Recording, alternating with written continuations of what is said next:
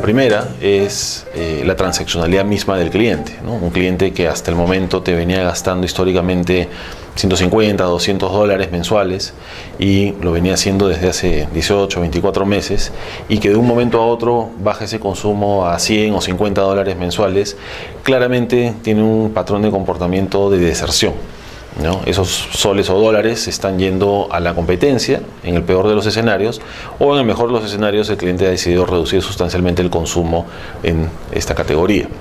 Entonces, ese indicador inicial es probablemente el más ilustrativo de cuando un cliente comienza a desertar.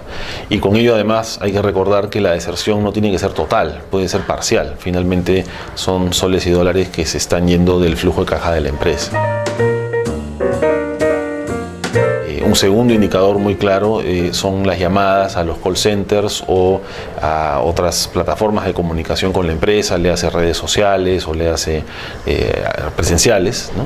De las quejas, los reclamos y finalmente maltrato o el mal servicio que está recibiendo un cliente. Entonces, cuando uno lleva la cuenta de cuántas veces un cliente se queja o cuántas veces un cliente nos comenta sobre un mal servicio, ese indicador tarde o temprano se traduce en deserción. ¿Okay?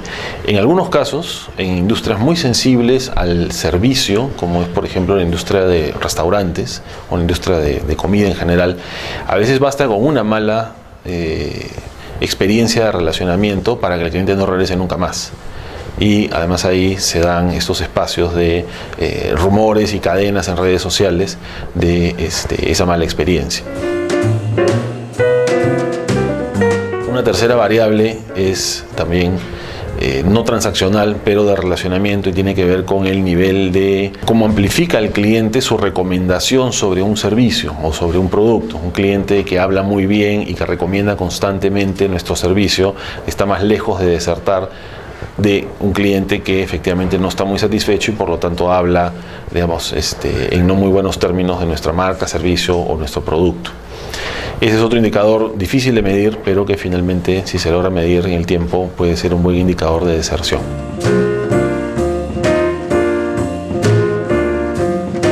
Primero tenemos que tener clara la disponibilidad de los datos para poder analizarlos, ¿no? O sea, todo esto finalmente discurre en el mundo de la transaccionalidad entre el cliente y la empresa.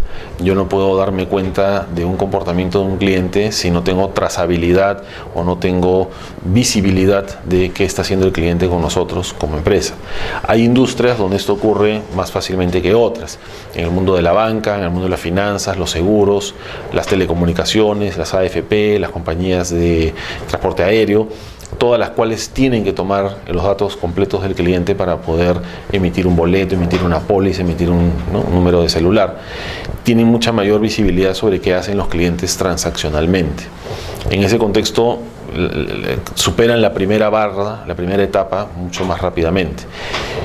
Hay otras empresas donde eso es mucho más complicado, ¿no? Una empresa de retail, por ejemplo, donde el cliente no necesariamente tiene que identificarse para poder realizar la transacción. De todas maneras, podría ser posible que nos diera los datos ante un club de fidelidad o alguna tarjeta de fidelidad y con eso poder tener visibilidad y trazabilidad de sus transacciones en el tiempo.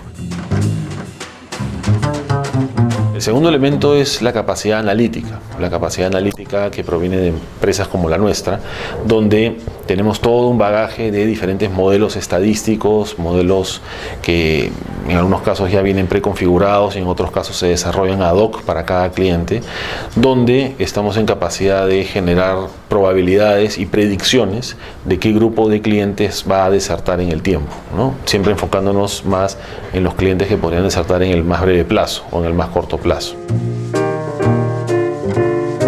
La tercera herramienta debe ser la capacidad de la empresa de poder operativizar o ejecutar campañas de retención.